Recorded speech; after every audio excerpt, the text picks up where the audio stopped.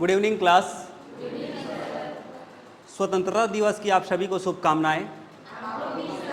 ठीक है, 78वें स्वतंत्रता दिवस से जुड़ी हुई कुछ कुछ बातें और हमें स्वतंत्रता कैसे मिली और इसके पीछे क्या अच्छी बातें हैं और क्या दर्द झेला हमारी पिछली पीढ़ियों ने, हम आज उन पूरे मुद्दों पर बात करेंगे और आप स्वतंत्रता दिवस के इतिहास को अच्छे से समझेंगे। शुरू करें हमारा क्लास। देखिए, ये जो इमेज आपको दिख रहा होगा ये 1929 का लाहौर अधिवेशन का इमेज है। लाहौर अधिवेशन, अधिवेशन का मतलब होता है सम्मेलन। ये जितने भी कांग्रेस के नेतागण हैं ये सारे के सारे लाहौर में दिसंबर के महीने में मिले हैं। कांग्रेस एक ऐसी संस्था थी जो अंग्रेजों के समक्ष भारतीयों के लिए निवेदन और कुछ कुछ मांगों को रखती थी। ये एक मंच था भारतीयों की बात को उस समय के अंग्रेजी प्रशासन तक पहुंचाने का।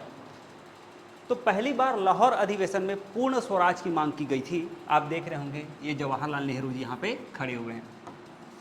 पूर्ण स्वराज की मांग की गई और इस प्रस्ताव को जवाहरलाल नेहरू ने पास किया और प्रतिवर्ष 26 जनवरी को स्वतंत्रता दिवस मनाएंगे करके प्रतिवर्ष 26 जनवरी को स्वतंत्रता दिवस मनाने की घोषणा की गई और पहली बार स्वतंत्रता दिवस भारतीयों ने आज़ादी से पहले मनाया था 1930 को। तो लाहौर अधिवेशन में पूर्ण स्वराज की मांग की गई थी और 1930 को पहली बार भारत देश ने स्वतंत्रता दिवस मनाया था। हालांकि उस समय हम स्वतंत्र नहीं थे, लेकिन पूछा जाएगा आज़ादी से पहले स्वतंत्रता दिवस किस तिथि को मनाया जाता था, तो आपको मालूम होना चाहिए 26 जनवरी। ठीक है, फिर उसके बाद फिर हम आते हैं, ये जो पूरी घटनाएं दिख रही है द्वितीय विश्व युद्ध की घटना है। कौन सी घटना है? द्वितीय विश्व युद्ध की। दूसरा जो वर्ल्ड वार होता है, दो तरफ के देश लड़ते हैं, एक को बोला जाता है मित्र राष्ट्र और एक को बोला जाता है धुरी राष्ट्र। धुरी राष्ट्र, मित्र राष्ट्र में ब्रिटेन, फ्रांस, अमेरिका ये सब शामिल रहेंगे, जबकि धुरी राष्ट्र में शामिल रहेंगे आपके जर्मनी, इटली, जापान। इन देशों के मध्य युद्ध होता है। इनका पकड़ भी अच्छा था, लेकिन फिर बाद में फिर अमेरिका जब इस युद्ध में शामिल होता है तो इसने इन धुरी राष्ट्र वालों को घुटने टेकने पर मजबूर कर दिया।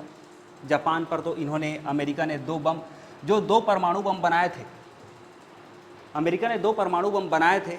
ये परमाणु बम का परीक्षण करना था, तो उस परमाणु बम को इन्होंने परीक्षण न करके सीधे सीधे जापान के ऊपर गिरा दिया क्रमशः। एक तो 6 अगस्त 1945 को और 9 अगस्त 1945 को। तो जैसे ही जापान के 2 शहर तबाह होते हैं, हिरोशिमा एवं नागासाकी, वैसे ही जापान आत्मसमर्पण कर देता है 15 अगस्त, ये डेट याद रखना, 15 अगस्त 1945 को। तब ब्रिटेन के जो सैन्य प्रमुख थे वो थे लॉर्ड माउंटबेटन। कौन थे? माउंटबेटन।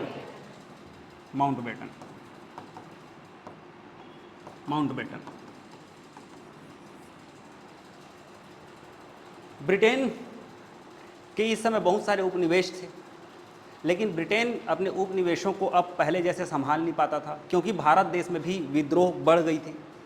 बहुत सारे क्रांतिकारी नेता भारत के अन्य युवाओं के लिए प्रेरणा के स्रोत बन गए थे। अब भारतीय लोग भी आज़ादी के लिए बहुत सारा भारत छोड़ो आंदोलन में भी सक्रिय हुए। उसके बाद फिर और जगह जगह पर अलग अलग क्षेत्र पर सक्रिय हो गए थे।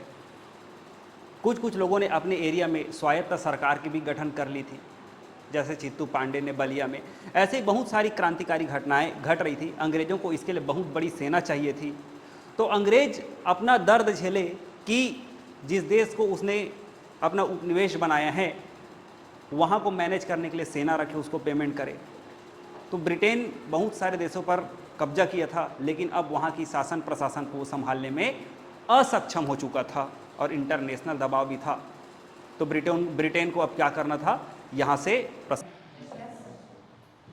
दो प्रकार के देश हैं जिनके बीच में विश्व युद्ध हो रहा है, एक तो मित्र राष्ट्र हैं और दूसरे हैं धुरी राष्ट्र। दो गुटों में बटा हुआ था। जैसे ही अमेरिका ने जापान के ऊपर परमाणु बम से हमला करता है, वैसे ही जापान सरेंडर कर देता है और फिर द्वितीय विश्व युद्ध समाप्ति के कगार पे आ जाता है। 15 अगस्त 1945 में माउंटबेटन के सामने जापानी सेना ने आत्मसमर्पण किया था। 15 अगस्त का डेट याद रखना। माउंटबेटन के सामने जापानी सेना ने कब आत्मसमर्पण किया था? 15 अगस्त को 1945। अब उसके बाद फिर हम देखते हैं पाकिस्तान की मांग को। किसको देखते हैं? पाकिस्तान की मांग को। पाकिस्तान तो पहले सब एक थे। जब अंग्रेजों के खिलाफ लड़े थे तो सारे हिंदू, मुस्लिम, सिख, ईसाई, सिख सब लड़े थे अंग्रेजों के खिलाफ। लेकिन बाद में एक जो लड़का था उस समय, यंग मैन, इसका नाम है चौधरी रहमत अली। चौधरी रहमत अली, इन्होंने मुसलमानों के लिए अलग देश की बात कही, मुसलमानों के पास अपना अलग देश होना चाहिए करके, और वह क्षेत्र होगा सिंध प्रांत, ये वाला पूरा, मुसलमानों के लिए अलग देश की बात कही। फिर ये जो व्यक्ति दिख रहे हैं इनका नाम है मोहम्मद इकबाल। मोहम्मद इकबाल ये वही व्यक्ति हैं जिन्होंने एक कविता लिखा है, हिंदुस्तान हमारा, सारे जहां से अच्छा हिंदुस्तान हमारा। मोहम्मद इकबाल का ही गीत है। बाद में फिर यही बोलते हैं कि हाँ ठीक है, मुसलमानों के लिए एक देश होगा पाकिस्तान, ये बोलते हैं। फिर इस बात को सन 1940 में ये जो जगह दिख रहा है ये है लाहौर का मुस्लिम लीग का अधिवेशन का स्थान। लाहौर में मुसलमानों का एक अधिवेशन होता है, मुस्लिम लीग का एक अधिवेशन होता है। मुस्लिम लीग मुसलमानों के लिए एक संस्था थी जो उनके बातों को रखती थी और उनके हित के लिए कार्य करती थी। तो यहाँ पे मोहम्मद अली जिन्ना पाकिस्तान मांग को जोर देते हैं कि पाकिस्तान नामक एक नया देश बनना ही चाहिए। पाकिस्तान, तो अब पाकिस्तान की मांग एकदम जोर शोर से आगे बढ़ गई लाहौर के अधिवेशन से, मुस्लिम लीग के अधिवेशन से। इसके बाद फिर आपको ये व्यक्ति दिख रहा होगा, ये 1946 में बंगाल के मुख्यमंत्री हैं सुहरावर्दी जी, बंगाल के मुख्यमंत्री है ना। तो लाहौर अधिवेशन में पाकिस्तान की मांग को रखा गया कि पाकिस्तान मुसलमानों के लिए एक अलग देश होगा, जहाँ पे मुसलमानों के बीच से ही नेता निकल के आएंगे उनका प्रतिनिधित्व करने के लिए।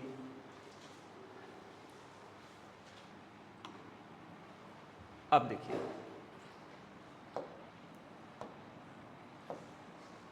भारत में कैबिनेट मिशन का आगमन होता है। कैबिनेट मिशन, इससे पहले की एक घटना सुनिए। यह है क्लीमेंट एटली।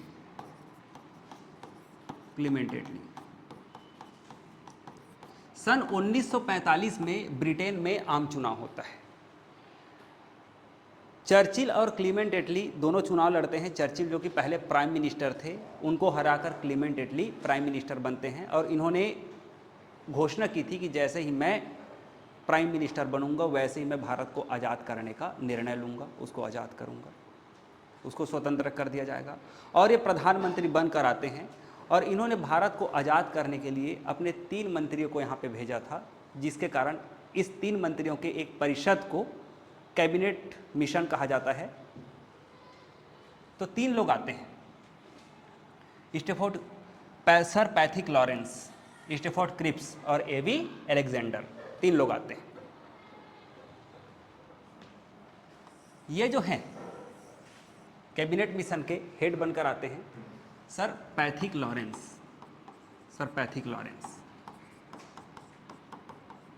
आपको महात्मा गांधी के साथ दिखाई दे रहे होंगे। महात्मा गांधी जी का यही वाला जो फोटो है ये वर्तमान में नोटों में छपता है। महात्मा गांधी जी का यही वाला फोटो जो पैथिक लॉरेंस के साथ है ना। एक्चुअली में 1946 में जो कैबिनेट मिशन आया था, ये आया था भारत का संविधान निर्माण करने के उद्देश्य से। मोहम्मद अली जिन्ना ने इनके सामने पाकिस्तान नामक मुसलमानों के लिए अलग राष्ट्र हो की मांग की थी, लेकिन कैबिनेट मिशन ने उसको अस्वीकार दिया था, अस्वीकार दिया। कैबिनेट मिशन ने अस्वीकार दिया, लेकिन इन्होंने संविधान सभा का चुनाव करवाया, संविधान सभा का चुनाव करवाया जो कि संविधान का निर्माण करेगी। उसके बाद फिर जब मुस्लिम लीग कैबिनेट मिशन से नाराज हो गई तो इन्होंने हमको अलग देश चाहिए, तो अब हम डायरेक्ट लड़के लेंगे, अब हम मांग रहे तो हमको तो मिल नहीं रहा है। तो फिर इन्होंने 16 अगस्त 1946 को 16 अगस्त 1946 को सीधी कार्यवाही दिवस मनाया।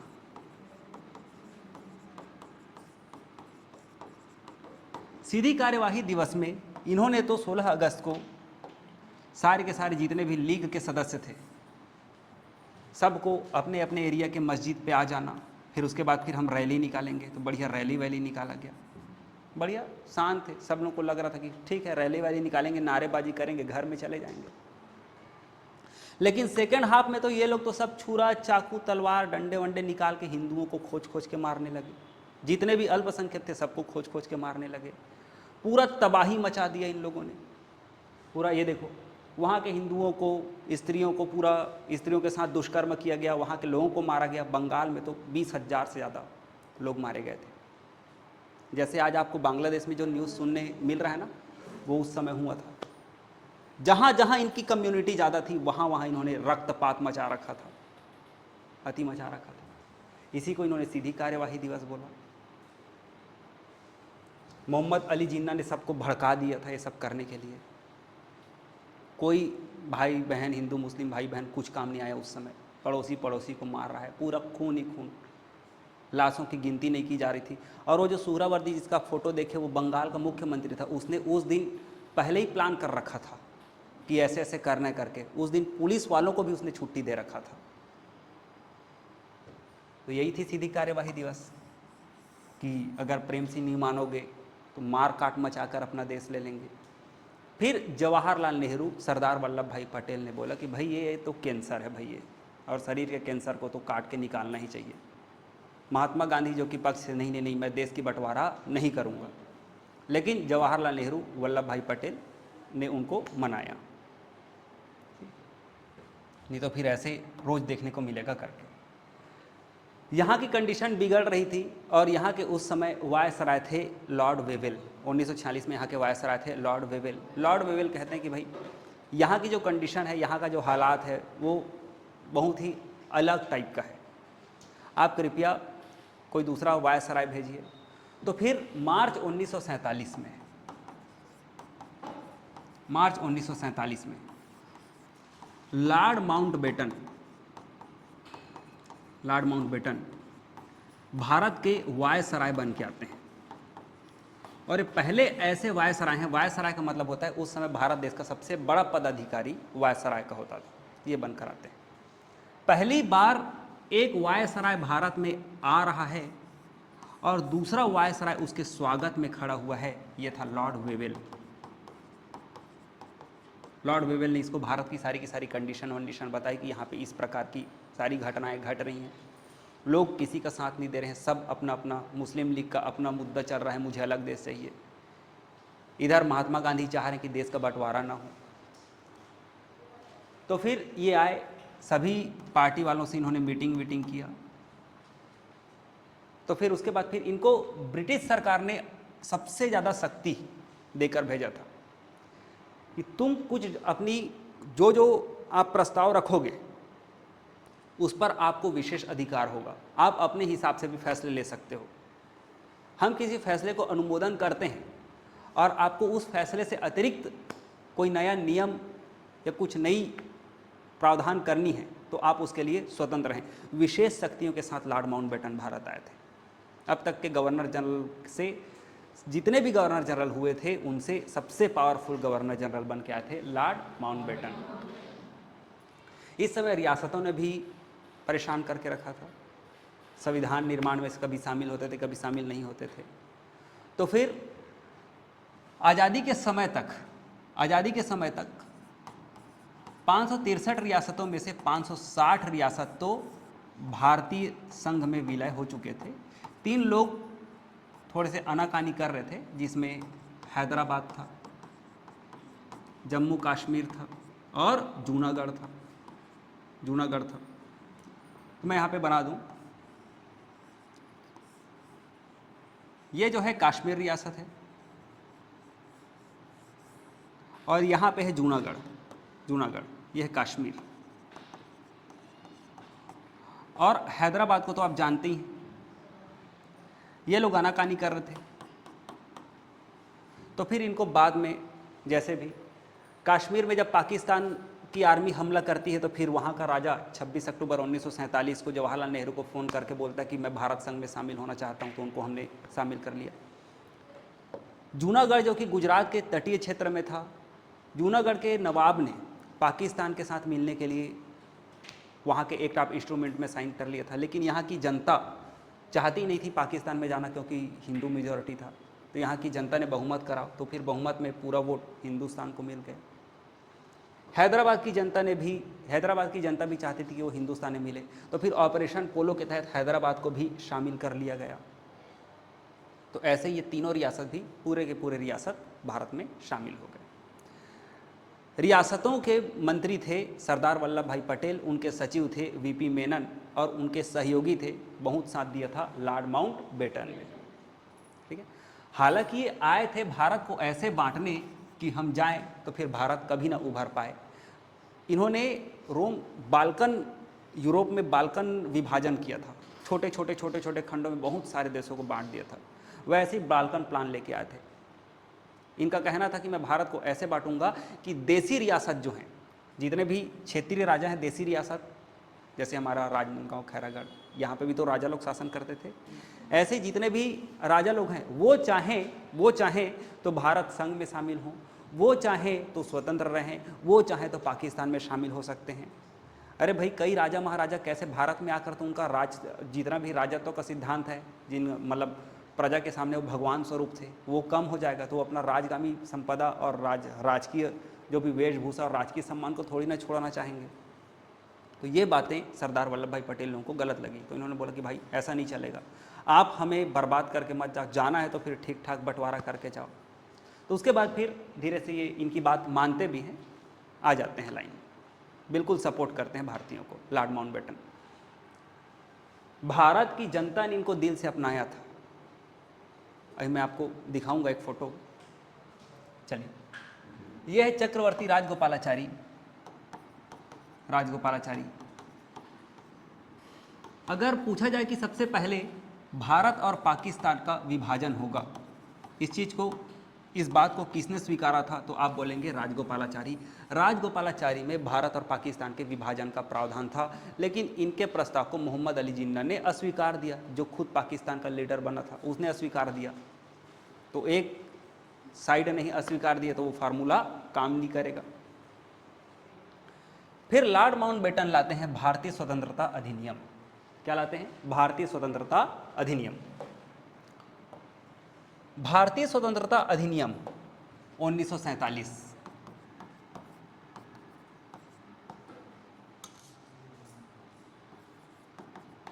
भारत स्वतंत्रता अधिनियम 1947।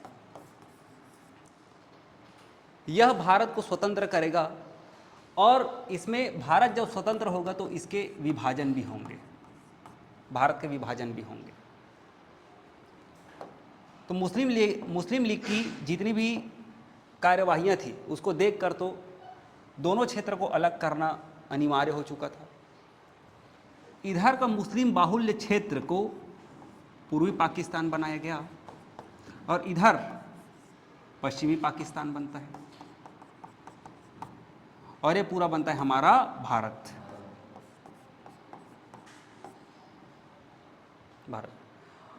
और ये जो आपको ये व्यक्ति दिख रहे हैं,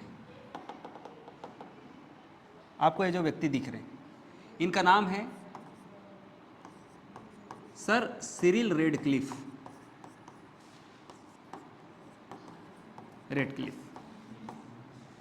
इन्होंने ही, ये इंग्लैंड के हैं, इन्होंने इससे पहले कभी भारत की यात्रा नहीं की थी। अचानक से इनको बुलाया जाता है कि आओ, भारत और पाकिस्तान दो नए देश बन रहे हैं, एक देश से टूटकर, भारत से टूटकर पाकिस्तान नया देश बन रहा है, आओ आप इसका सीमा रेखा खींचना। तो ये व्यक्ति आया और इसने सीमांकन किया। तो भारत और पाकिस्तान का बाउंड्री खींचने का काम किया था सिरिल रेडक्लिफ ने। इस कारण हम लोग भारत और पाकिस्तान की सीमा को रेडक्लिफ सीमा भी कहते हैं, है ना।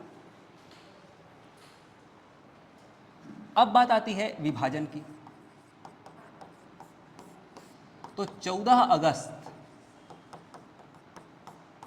इस दिन विभाजन हुआ, 14 अगस्त को विभाजन हुआ पूरे देश का। 13 अगस्त को सर लॉर्ड माउंटबेटन ये जाते हैं पाकिस्तान जाते हैं और वो पाकिस्तान की सत्ता मोहम्मद अली जिन्ना को सौंपते हैं और वहाँ के प्राइम मिनिस्टर बनते हैं लियाकत अली। उसके बाद फिर 14 तारीख को वो वापस आ जाते हैं भारत, क्योंकि अब भारत को भी सत्ता सौंपना था। अभी जवाहरलाल नेहरू के हाथ में सत्ता नहीं सौंपी गई है। जैसे ही लॉर्ड माउंटबेटन भारत आते हैं, वैसे ही शाम को जवाहरलाल नेहरू को पाकिस्तान से फ़ोन आता है कि आज जितने भी, लाहौर से फ़ोन आया जवाहरलाल नेहरू को, लाहौर के वो बस्तियां जहां पे सिख एवं हिंदू कम्युनिटी रहती है, वहां पानी की सप्लाई को और विद्युत की सप्लाई को रोक दिया गया है। मतलब अभी थोड़ी देर पहले मोहम्मद अली जिन्ना के हाथ में एक देश का कागजात गया कि भाई भारत का ये हिस्सा तुम्हारा पाकिस्तान होगा, और वहाँ के लोगों ने अपनी औकात दिखाना शुरू कर दिया।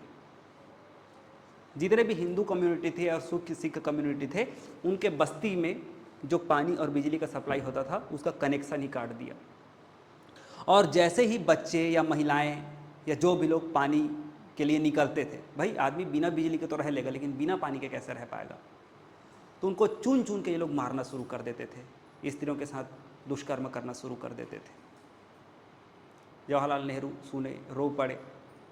इंदिरा गांधी समझाई कि आज हमारे देश का आज़ादी का दिन है, आज तो आपको देश को संबोधित करना ही पड़ेगा, आपको भाषण देना पड़ेगा। तो जैसे तैसे खुद को कंट्रोल करते हैं और रात में 11:55 में सेंट्रल हॉल में मीटिंग होती है, आज़ादी पर भाषण देते हैं। 12 बजे जवाहरलाल नेहरू आज़ादी का भाषण देते हैं। देखो 14 अगस्त का ये जो ट्रेन है, इसको भी देखो। उस समय यहाँ से जो ट्रेन जा रही थी तो कुछ सिख नाराज़ थे, सोने की हमारे लोगों को वहाँ पे मारा पीटा जा रहा है, ये सब किया जा रहा है करके। तो यहाँ पे कुछ लोगों को ऐसे ही बोला गया। तो उसके बाद फिर जो पाकिस्तान से जो अमृतसर ट्रेन आती थी, लाहौर से जो अमृतसर ट्रेन आती थी, वो ट्रेन आती थी और उसमें केवल लाशें रहती थी। पूरा लाशों से भरा हुआ ट्रेन आता था, पूरा एकदम ज़्यादा दंगा हो गया था। कई लाख लोग मरे विभाजन में।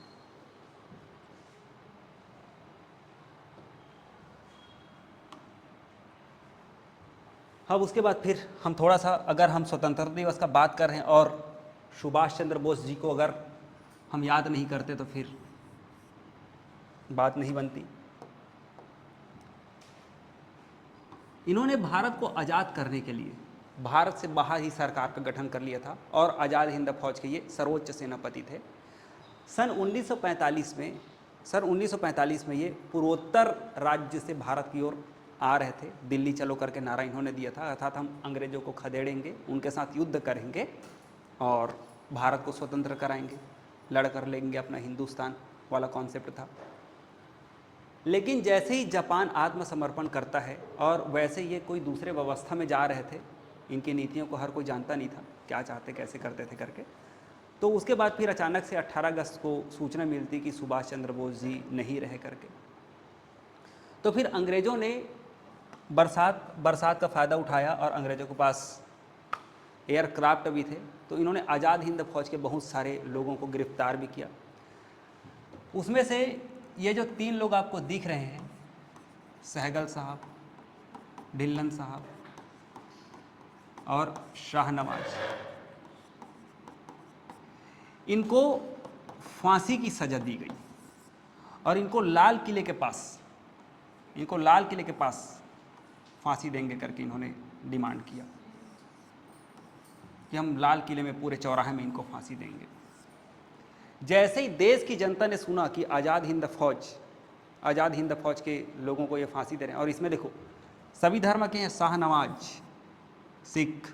शाहनवाज मुस्लिम, ढिल्लन सिख, हिंदू, तीनों के तीनों।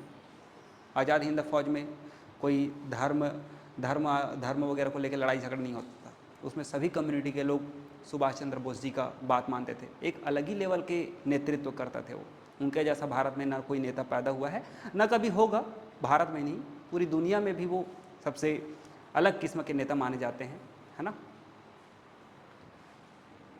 तो अब इनको बचाने के लिए लाल किले में भारत के बहुत सारे वकील खड़े हुए, जिसमें ये व्यक्ति सबसे इंपॉर्टेंट है, जिनका नाम है भूलाभाई देसाई। इन्होंने सारी की सारी जितनी भी कानूनी प्रावधान थी सबको पढ़ के सुनाया और इनको फांसी से मुक्त कराया, इनका कारावास में बदलाया, फिर बाद में इनको रिहा किया गया। लाल किला मुकदमा, तो आज़ादी के लिए इन्होंने भी बहुत कुछ किया। लाल किला मुकदमा, सुभाष चंद्र बोस जी, इनके बारे में एक पूरा क्लास कम पड़ेगा, तो इतिहास में हम विस्तृत रूप में चर्चा करेंगे, है ना। लाल किला इंपॉर्टेंट है क्योंकि प्रत्येक वर्ष 15 अगस्त के दिन भारतीय प्राइम मिनिस्टर के द्वारा लाल किले पर ही ध्वजारोहण किया जाता है। लाल किले पर ही ध्वजारोहण किया जाता है। वहीं पे आज़ाद हिंद फौज के लोगों को बचाने के लिए सारे के सारे भारतीयों की एक पूरी भीड़ हो गई थी। ये लोग सोच रहे थे कि अंग्रेज लोग सोच रहे थे आज़ाद हिंद फौज को हम लोग छोटा दिखाएंगे, उसको बदनाम करेंगे करके, उल्टा इनका नाम और आगे बढ़ गया। फिर उसके बाद फिर धीरे धीरे लोगों ने सुभाष चंद्र बोस के बारे में पढ़ना शुरू किया। उन्होंने देखा कि यार ये आदमी तो हमको बताए भी नहीं, अंडमान निकोबार द्वीप को भारत का हिस्से में शामिल करवा लिया है, जापानियों से ले लिया है। फिर उसके बाद फिर पूर्वोत्तर राज्य से आकर बहुत सारे अंग्रेज़ों को मार दिया है। वैसे ही फिर सुभाष चंद्र बोस जी उस समय एकदम लोगों के मुंह में बस गए थे, सबने उनको याद करना शुरू कर दिया था। तो फिर इनके प्रति सबकी सहानुभूति थी और अंग्रेज इस समय कमज़ोर भी पड़ गए थे भारतीयों के सामने, है ना। अब उसके बाद फिर बात करते हैं 14 अगस्त को विभाजन होता है, बंटवारा होता है भारत और पाकिस्तान का, और 15 अगस्त जैसे 14 अगस्त को दोपहर को लॉर्ड माउंटबेटन भारत पहुंच जाते हैं, 15 अगस्त को उनको फिर से आज़ाद भारत के पहले गवर्नर जनरल का शपथ दिलाया जाता है। तो आज़ाद भारत के पहले गवर्नर जनरल लॉर्ड माउंटबेटन बनेंगे। ये जून 1948 तक थे भारत में, लॉर्ड माउंटबेटन बने। उसके बाद फिर सारे के सारे मंत्रियों को इन्होंने शपथ दिलाया, अंतरिम सरकार का गठन किया कि भाई अभी जब तक चुनाव नहीं हुआ है तब तक आपको देश को संभालना है करके। तो वही संविधान सभा के कुछ मेंबर थे, सीनियर मेंबर थे, जो कि सेकेंड पाली में संसद का कार्य करते थे। उन्हीं में से कुछ लोगों को मंत्रालय दिया गया, पोर्टफोलियो दिया गया, अलग अलग विभाग दिया गया। सारी की सारी संसद के सामने इतनी बहुत बड़ी भीड़ थी, जवाहरलाल नेहरू जैसे निकलते तो इनके भी आँख में एकदम आंसू आ गए। आज़ादी का एकदम मतलब अलग ही फीलिंग था। फिर शाम को फिर इंडिया गेट के पास प्रिंस गार्डन में ध्वजारोहण मतलब झंडा फहराते हैं जवाहरलाल नेहरू। उसके बाद फिर 16 अगस्त 1947 16 अगस्त 1947 को लाल किले पर ध्वजारोहण करते हैं। अब देखो ध्वजारोहण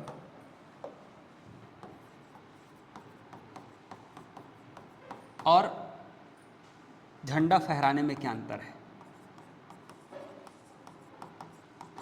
ध्वजारोहण किया जाता है केवल और केवल 15 अगस्त के दिन, स्वतंत्रता दिवस के दिन, क्योंकि इस समय जो अंग्रेजों का जो यहाँ पे यूनियन जैक वाला जो झंडा था, अंग्रेजों का जो फ्लैग था वो नीचे उतरा और भारतीयों का फ्लैग ऊपर गया ध्वजारोहण।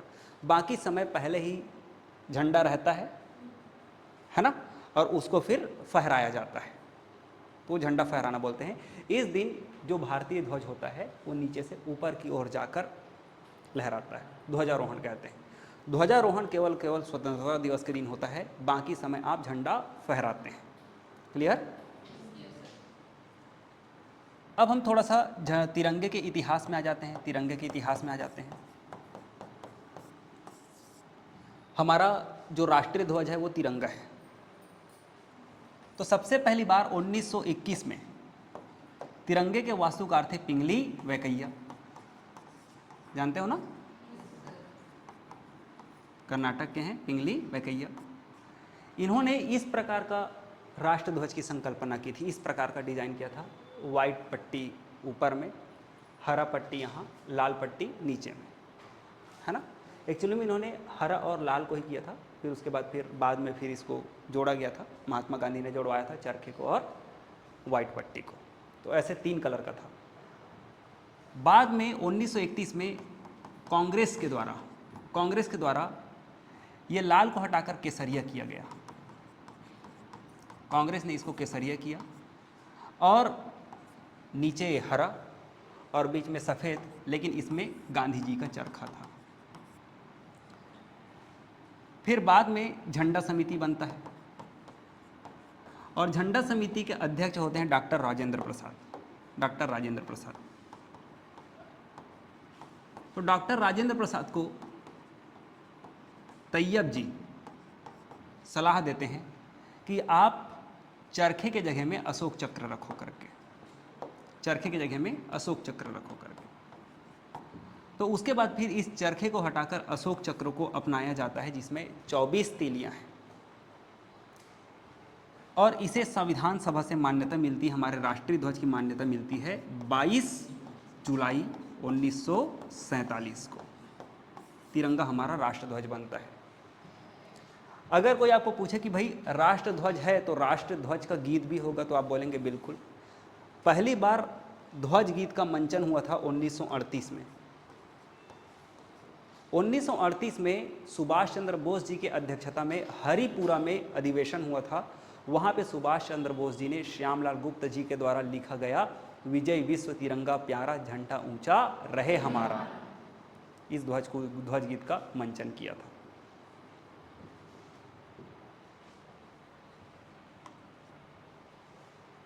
तो ये पूरा रहा हमारा स्वतंत्रता दिवस का इतिहास। ठीक है,